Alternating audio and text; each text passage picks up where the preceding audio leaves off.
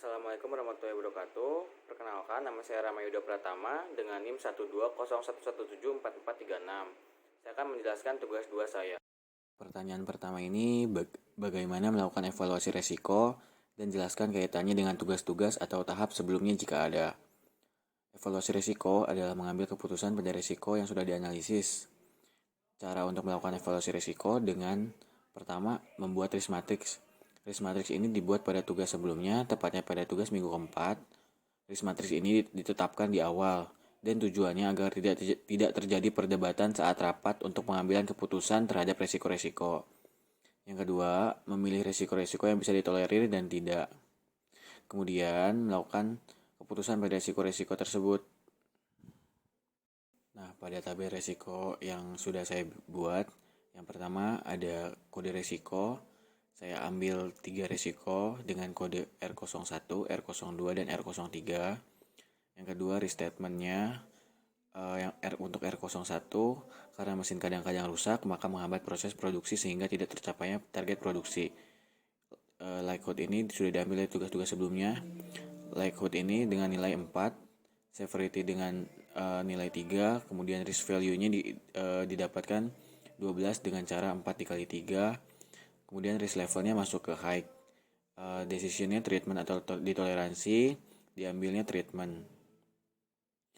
Karena risk levelnya high. Yang kedua ada pabrik tidak memiliki pengganti atau spare part mesin tersebut, sehingga jika ada kerusakan dalam perbaikannya butuh waktu lebih lama karena dilakukan pengadaan barang terlebih dahulu. Likelihood-nya dengan poin 4, severity-nya dengan poin 3, risk value-nya sama 12 juga, risk levelnya high, kemudian decision-nya dilakukan treatment. Yang ketiga, risk statement-nya banyaknya penjual yang mengambil tahu dari pabrik ini tidak berjualan, menyebabkan pabrik mengalami penurunan keuntungan dan jumlah produksi. Likelihood-nya dengan poin 1, severity dengan 4, risk value-nya dengan 1 kali 4 sama dengan 4, risk levelnya low, dan decision-nya ditoleri. Nomor 2, bagaimana menentukan opsi-opsi treatment resiko dan jelaskan kaitannya dengan tugas-tugas atau bagian-bagian sebelumnya jika ada. Yang pertama, kita mengelompokkan menjadi 3 bagian. Yang pertama, preventable risk atau resiko yang bersumber dari dalam dan dapat diantisipasi. Yang kedua strategi risk atau mengambil resiko karena ingin mendapatkan keuntungan lebih. Yang ketiga, ada external risk atau resiko yang tidak dapat dihindari. Pilihannya yang satu dengan cara meminimasi dampaknya. Setelah mengelompokkan menjadi 3 tadi, kita akan berpikir bagaimana caranya agar resiko itu dapat dihilangkan atau kita menghindari resiko tersebut. Yang selanjutnya atau melakukan antisipasi dan kontrol terhadap kejadian resiko tersebut. Dan yang terakhir, mengantisipasi dampak dari resiko tersebut. Untuk opsi-opsinya, untuk R01, di mana statementnya mesin kadang-kadang rusak, maka menghambat proses produksi sehingga tidak tercapainya target produksi. Setelah dikelompokkan, masuk ke preventable risk dengan substitute, melakukan maintenance pada mesin agar kondisi mesin terpantau dan tidak rusak pada saat produksi yang berujung menghambat jalannya produksi. Selanjutnya, memberikan pelatihan bagi teknisi dalam maintenance mesin yang digunakan di pabrik tersebut. Kemudian untuk tabel kontrol reduce risk dengan dilakukan change likelihood, mengadakan evaluasi kinerja setiap bulannya. Dan share or transfer risk, di sini Rama mengambil share dengan cara membuat indikator maintenance yang harus dilakukan. Untuk R02, pabrik tahu tidak memiliki mesin pengganti atau spare part dari mesin tersebut, sehingga jika ada kerusakan dalam perbaikannya butuh waktu lebih lama karena dilakukan pengadaan barang terlebih dahulu, termasuk ke dalam preventable risk. Kemudian masukin substitute, melakukan pengecekan ketersediaan part dari mesin-mesin tersebut. Terus merubah konsekuensinya, part yang digunakan harus selalu diinput. Kemudian masuk ke series, membuat catatan untuk part yang masih bagus dengan yang sudah rusak. Untuk pertanyaan ketiga, bagaimana melakukan asesmen atau analisis opsi-opsi treatment resiko, dan jelaskan kaitannya dengan tugas-tugas atau bagian-bagian sebelumnya jika ada. Yang pertama, dengan cara mengidentifikasi opsi-opsi dari resiko tersebut. Identifikasi ini didapatkan dari tugas sebelumnya, tepatnya pada risk analysis yang outputnya nature of likelihood dan nature of consequences. Kemudian melakukan evaluasi pada opsi dengan tools yang saya angkat, seberapa bisa dimudahkan opsi yang bisa digunakan. Yang ketiga, dari beberapa opsi tersebut dilakukan pemilihan satu opsi yang akan digunakan. Untuk kasus yang saya di R1 ini, cost benefit analysis untuk treatment cost dan preventive risk, biaya yang dibutuhkan cukup banyak untuk mencari teknisi yang berpengalaman. Kemudian share atau transfer risk, biaya yang dibutuhkan terbatas untuk pembuatan indikator evaluasi. Control reduce risk, biaya yang dibutuhkan cukup besar. Treatment benefit, preventive risk, kemudian avoiding untuk table avoiding atau substitute risknya. Dengan memiliki teknisi yang berpengalaman, maka perusahaan dapat minimalisir perusakan yang mungkin terjadi pada mesin. Bisa mengetahui share atau transfer risk, bisa mengetahui bagian mana yang sudah dan belum, sehingga apabila sudah selesai maka langkah selanjutnya evaluasi. Perusahaan dan teknisi mendapatkan ilmu baru yang bisa diimplementasikan pada pabrik tahu, sehingga menambah kemampuan dari teknisi tersebut. Mohon maaf, ini ada salah tulis implementability analisisnya. Yang pertama ada kemudahan penerapan, preventive risk, penerapan mudah, kemudian untuk hambatannya, teknisi yang memiliki kemampuan berbeda. Yang kedua, tidak ada hambatan yang signifikan selain soal uang. Berarti di sini hambatannya cuma masalah di biaya. Kemudian ada teknisi memiliki kemampuan yang berbeda.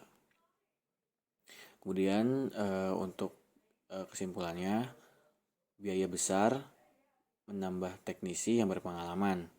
Biaya sedikit mengetahui sistem mana yang seharusnya dievaluasi. Kemudian ada biaya banyak menambah teknisi yang berpengalaman. Kemudian untuk pada treatment R2-nya, cost benefit analysis. Yang pertama treatment cost, yang kedua treatment benefit. Untuk treatment cost, kategorinya preventive risk, kemudian biaya sangat besar untuk memiliki part tiap mesinnya. Kemudian share transfer risk-nya, anggaran untuk pembuatan evaluasi terbatas. Yang untuk kontrolnya, biaya yang dibutuhkan cukup besar. Treatment risk-nya preventive risk kategorinya. Kemudian avoiding out substitute risk-nya, jika terjadi kerusakan pada part bisa langsung diganti. Share atau transfer risk-nya, mengetahui spare part yang masih bagus dengan yang rusak. Kontrolnya, mengetahui spare part yang sedang dipakai atau ada di dalam penyimpanan. Implementability analisisnya, untuk kemudahan penerapannya, penerapan mudah semua. Kemudian untuk hambatannya, biaya yang sangat besar. Kemudian tidak ada hambatan yang signifikan selain soal uang. Yang ketiga, teknisi memiliki kemampuan yang berbeda. Biaya yang besar, penerapan mudah, dan jika terjadi kerusakan tidak lama. Kemudian seriesnya biaya sedikit, mengetahui part mana yang harus di stok kembali. Yang ketiga, costnya banyak, menambah teknisi yang berpengalaman untuk melakukan training. Nomor 4, bagaimana membuat risk treatment plan dan jelaskan kaitannya dengan tugas-tugas atau bagian-bagian sebelumnya jika ada. Menurut ISO 9001, yang pertama, tindakan apa yang akan diambil. Yang kedua, sumber daya apa saja yang dibutuhkan. Yang ketiga, siapa yang bertanggung jawab. Yang keempat, kapan akan dilakukan. Dan yang kelima, bagaimana hasilnya akan dievaluasi. Dengan risk mesin kadang-kadang rusak, maka menghambat proses produksi sehingga tidak tercapainya target produksi. Risk treatment yang diputuskan dilakukan membuat indikator dan lembar preventive maintenance yang harus dilakukan. Resource yang diperlukannya ada pelatihan internal dengan biaya 7 juta. lembar preventif 2 juta dengan total 9 juta. Penanggung jawabnya adalah Rama, target selesai Juli 2020 dengan metode evaluasinya self-assessment. Yang kedua, untuk risk pabrik tahu tidak memiliki mesin pengganti atau spare part mesin yang dari mesin tersebut, sehingga jika ada kerusakan dalam perbaikannya butuh waktu lebih lama karena dilakukan pengadaan barang terlebih dahulu. Risk treatmentnya diputuskan melakukan pencadangan pada tiap part mesin, terutama yang sering rusak. Resource yang diperlukannya pelatihan internal sebesar 2 juta, pengadaan part sebesar 50 juta dengan total 52 juta. Penanggung jawabnya Rama, target selesai 2020, Juli 2020. Metode evaluasinya self-assessment. Kemudian untuk nomor 5, bagaimana membuat risk register? Jelaskan kaitannya dengan tugas-tugas atau bagian-bagian sebelumnya jika ada. Risk register merupakan hasil dari penerapan manajemen risiko yang terdiri dari proses-proses yang harus dilakukan secara berkesinambungan.